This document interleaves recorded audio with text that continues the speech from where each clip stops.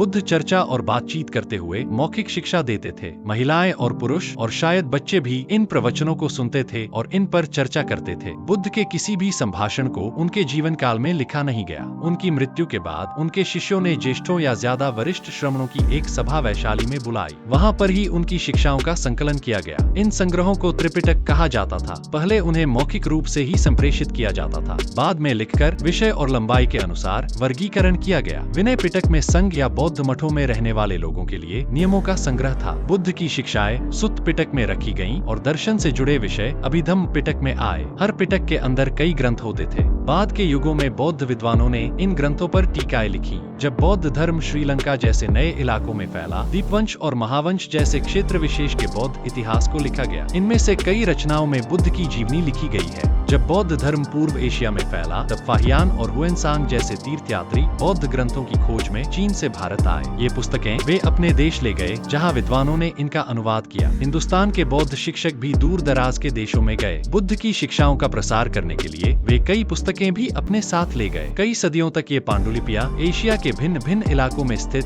बौद्ध विहारों में संरक्षित थी। पाली, संस्कृत, चीनी और तिब्बती भाषाओं में लिखे इन ग्रंथों से आधुनिक अनुवाद तैयार किए गए हैं।